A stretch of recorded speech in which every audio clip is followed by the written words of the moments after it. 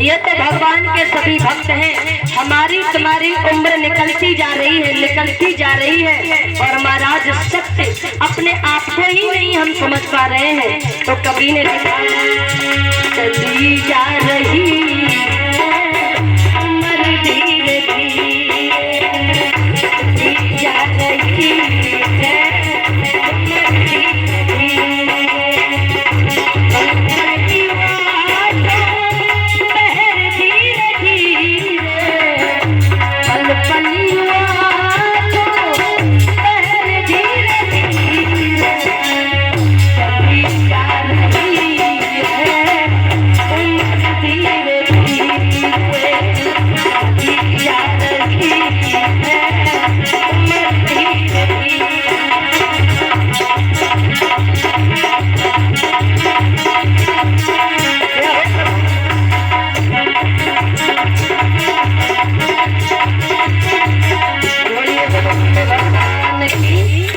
सुखदेव जी कहते हैं राजन परीक्षक, उसी समय पंडितानी के यहाँ पर मैया तारा कार्य करती है और मेहतर के यहाँ पर महाराज हरिश्चंद्र।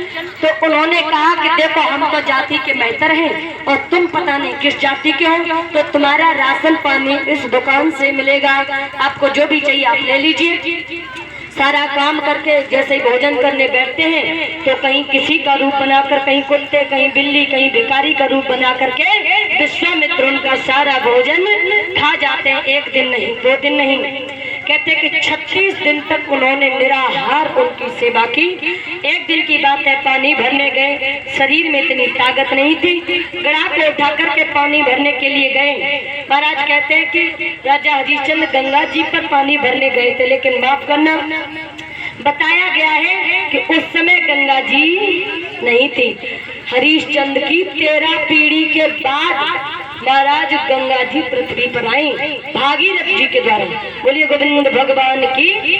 मारुति नाम की नदी थी जिसमें से महाराज हरिश्चंद्र ने पानी भरा, लेकिन गढ़ा को उठा नहीं।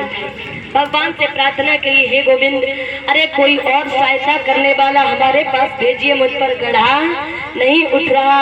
तो उनकी रानी तारा चली आ रही थी। उन्होंने कहा पतिदेव तुम ये हालत क्या बना रखी है? उन्होंने कहा जैसे तैसे जीवन कट रहा है रानी तारा, आप मेरे गढ़े को उठवा दो ना रानी। तारा गगरिया मेरी